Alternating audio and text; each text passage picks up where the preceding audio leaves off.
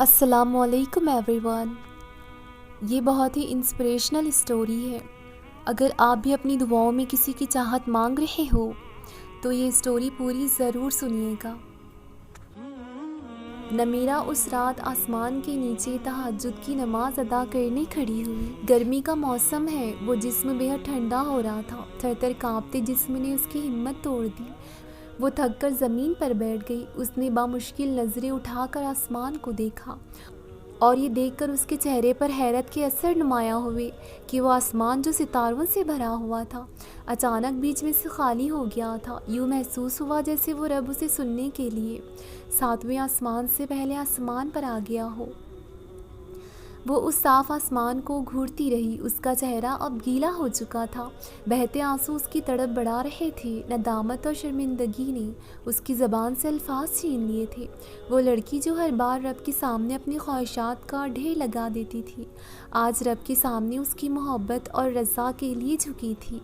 آج وہ رب سے رب کو مانگنا چاہتی تھی تو لفظوں نے اس کا ساتھ چھوڑ دیا۔ وہ بالکل تنہا آسمان تلے رب کے حضور بیٹھی، اپنے جانے انجانے میں کیے گئے تمام گناہوں پر بے حد شرمندہ تھی۔ وہ خاموش بیٹھی رو رہی تھی۔ چند ہی لمحے بعد اس نے پھر نظر آسمان کی طرف اٹھائی اور کانپتے الفاظوں کے ساتھ بولی، میرے اللہ پاک مجھے سکون دے۔ اور پھر شرم سے اس کی نظریں جھک گئی۔ یوں لگا جیسے رب تسلی دے رہا ہو کہ اٹھو میری بندی اور نماز ادا کرو۔ اور فوراً اٹھ کھڑی ہوئی۔ ایک عجیب سی خوشی اور تڑپ ایک ساتھ محسوس ہو رہی تھی۔ کانپتے ہاتھوں اور لرزتے جسم کے ساتھ اس نے نیت باندھ لی۔ بہتے آنسوؤں کے ساتھ اس نے نماز پوری کی۔ آخری رکعت میں سلام پھیر کر اس نے پھر آسمان کو دیکھا۔ اس کا دل چاہا کہ وہ یوں ہی ساری رات بیٹھ کر آسمان کو دیکھتی رہے اور رب سے باتیں کرتی رہے۔ وہ خاموش زبان سے رب کو حال دل سنا رہی تھی اور وہ اللہ کو اپنے بے حد قریب محسوس کر رہی تھی۔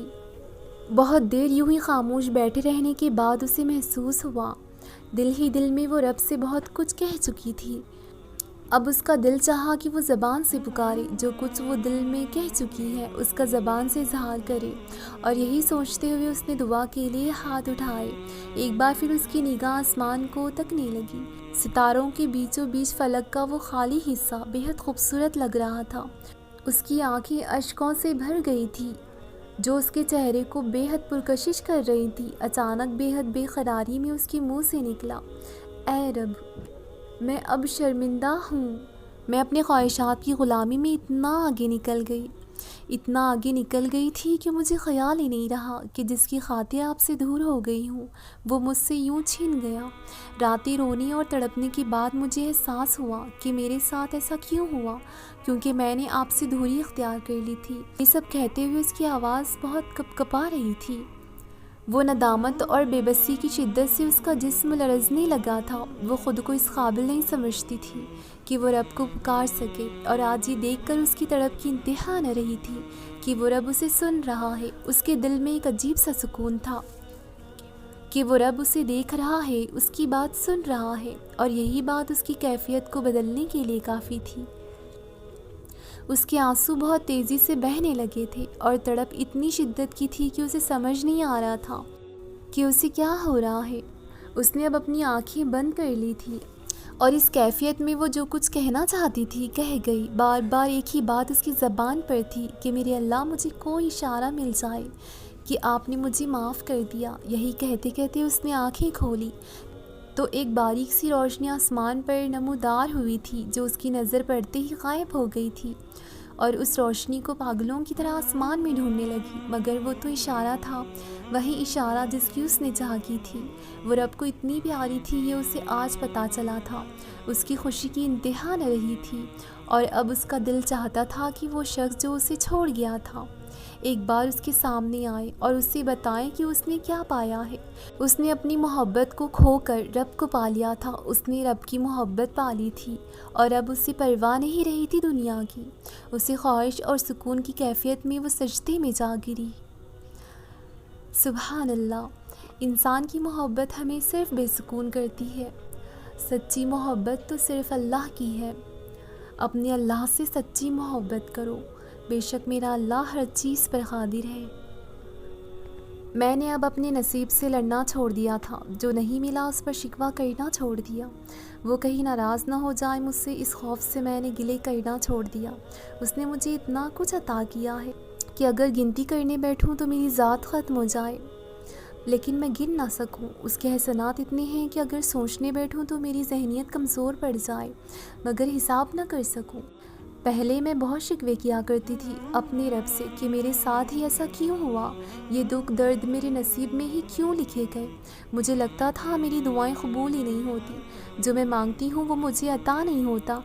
میں اس کے سامنے ہاتھ اٹھائی آنسو بہاتے رہتی تھی، ہر بار گلے کر کے ناشکری کرتی، مگر پھر آہستہ آہستہ میں نے ان چیزوں کو کھو دیا جن کی خاطر شکوے کرتی تھی، جو میں دعاؤں میں مانگتی تھی، جن کو خود سے اور دور جاتے دیکھتی۔ اور پھر مجھے اس کی مصلحت سمجھ آنے لگی، ہر وہ چیز جو مجھ سے دور کر دی گئی تھی۔ کچھ ہی وقت میں مجھے اس کی اصلیت سمجھ آنے لگی۔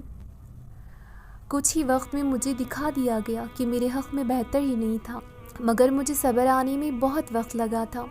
ہر وہ رات جو نیند سے خالی گزاری میں نے، اس کی تکلیف بہت زیادہ تھی۔ میں نے اپنا غم اپنے اور اپنے رب کے درمیان رکھا، کبھی کسی کو پتہ چلنے نہیں دیا۔ میں ہر روز رات کی تنہائی کا انتظار کرتی تھی، جب میں خاموشی سے اشک بہا سکوں، جب اپنے رب سے باتیں کر سکوں۔ پھر میں تنہائی میں سکون پانے لگی تھی، ہر بات اپنے رب سے کہہ کر پرسکون ہو جاتی۔ میرے درد میں نے ہمیشہ اسی رب کو پایا، اور پھر مجھے سمجھ آیا کہ وہ جو مجھے اپنے قریب کر رہا ہے، میں جب اسے پکارتی اسے اپنے دل میں موجود محسوس کرتی۔ پھر میں نے اس کی محبت میں اپنا آپ کھو دیا، اس کی رضا میں راضی رہنا سیکھ لیا، اور پھر مجھے ایسا سکون ملا۔ اب مجھے ایسا سکون ملا ہے کہ اب اللہ سے بات کیے بغیر دل بے چین رہتا ہے۔ اب مجھے پرواہ نہیں ہوتی کون میرے ساتھ ہے اور اب مجھے پرواہ نہیں رہتی کہ کون میرے ساتھ ہے اور کون دور جا رہا ہے، بس اس کا ساتھ ہی میرے لیے کافی ہے۔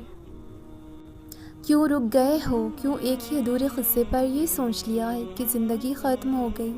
کیوں خود کو اتنی بے چینی میں ڈال رکھا ہے؟ حقیقت اور وسوسوں میں بہت فرق ہوتا ہے۔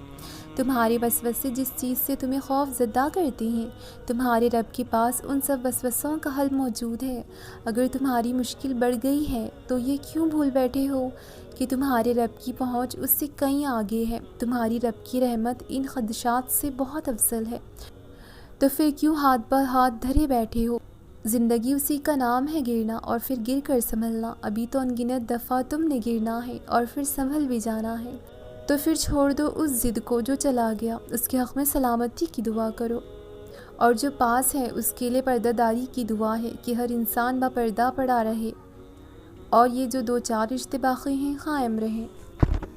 ایک بات یاد رکھیں، اللہ کے راستے میں آ جاؤ تو تکلیفیں آتی ہیں، آزمائشیں بھی آ جاتی ہیں، لیکن اس راستے پر چلنے کی پتہ ہے خوبصورت بات کیا ہے؟ تکلیف تو آتی ہے، آزمائش بھی آ جاتی ہے، لیکن تمہیں صبر کرنے کا حوصلہ عطا کر دیا جاتا ہے۔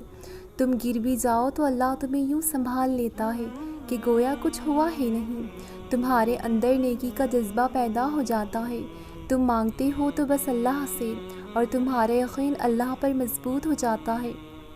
تم ہر مصیبت پر الحمدللہ کہتے اور صبر کا دامن پکڑ کر چلتے ہو، پھر درد کو سہنے میں بھی مزہ آتا ہے، اور اللہ کے قرب پانے کا راستہ اور بھی آسان ہو جاتا ہے۔ پھر سکون تمہیں سجدے میں ملتا ہے، پھر قرآن ہی تمہارا دوست بنتا ہے، کیونکہ پتہ ہے یہ سب کب ہوتا ہے؟ جب تم اللہ پر توکل کر کے اپنا ایمان مضبوط کر لیتے ہو۔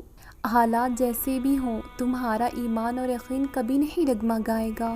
سنو، یہ دنیا کی پریشانیاں، مصیبتیں، یہ سب وقتی ہیں، ایک مقرر مدت کے لیے ہیں، اور کچھ بھی مستقل نہیں، کیونکہ اس دنیا کے لوگ اور اس دنیا کی ہر چیز سب عارضی ہے۔ تمہارے یہ دکھ بھی اپنے وقت پر ختم ہو جائیں گے، لیکن پتہ ہے آزمائش کے وقت تم نے کرنا کیا ہے؟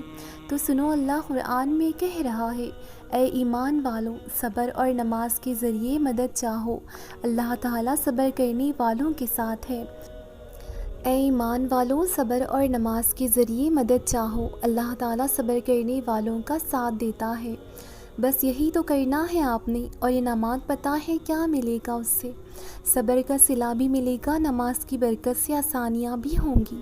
نماز کے بعد دعا مانگو گے تو اس کے ذریعے اللہ سے تعلق بھی مضبوط ہوگا، کیونکہ دعا اللہ سے گفتگو کرنے کا ذریعہ ہے، جس سے اللہ سے دوستی کا رشتہ مضبوط ہوتا ہے، اور دعا مانگو گے تو تبھی قبول بھی ہوگی، اور سب سے بڑھ کر کہ اللہ کا ساتھ، کیونکہ وہ خود کہہ رہا ہے کہ صبر کرنے والوں کے ساتھ ہے وہ، اس سے بڑھ کر کہ اور کیا چاہیے۔ اور رکو، اور ایک نعمت جو تمہیں ملے گی وہ بھی سنتے جاؤ کہ وہ تمہیں سب سے محبوب بھی رکھتا ہے، کیونکہ اللہ صبر کرنے والوں سے محبت کرتا ہے۔ سنو، پریشان نہ ہو، اس سے پتہ ہے آپ کو کیا چاہیے، آپ کیا مانگ رہے ہو۔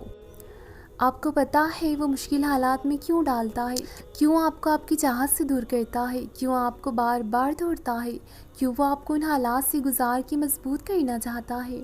جیسے ایک ماں ہمیشہ چاہتی ہے کہ اس کا بچہ کبھی کمزور نہ پڑے، بلکہ زندگی کے حالات کا ڈٹ کر مقابلہ کرے اور اسٹرانگ بنے۔ وہ سب سمجھتی ہے، بتاتی ہے کہ اس کا بچہ کسی میدان میں پیچھے نہ رہے کسی سے۔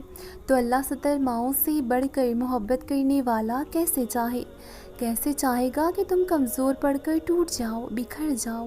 لیکن اس رب کا اپنے لیے پیار دیکھو، کیا آزمائش بھیجتا ہے کہ پھر اپنی محبت کے جام سے صبر کے گھونٹ بھرنا سکھا دیتا ہے، لوگوں سے بے نیاز کر کے اپنے تک پہنچنے کا تمہیں بتا دیتا ہے، کیونکہ جب ہم ٹوٹتے ہیں تو جاتے ہیں تو صرف اللہ کے پاس نا، مرہم بھی تو وہی لگتا ہے نا۔ اسی لیے ان سب کے ذریعے آپ کو بتاتا ہے کہ کیسے اس پر یقین رکھ کے تم اپنے لیے وہ معجزہ کر سکتی ہو جس سے تمہاری عقل حیران رہ جائے گی، تمہارے صبر کا تمہیں پھل مل جائے گا، اور تم الحمدللہ کہتے ہوئے سجدہ ریز ہو جاؤ گے۔ تو تمہیں مضبوط رہ کے اور ڈٹ کے مقابلہ کرنا ہے ان حالات سے، اور یاد رکھنا ہے کہ کوئی ہو یا نہ ہو، اللہ تمہارے ساتھ ہے ہر جگہ اور ہر پل۔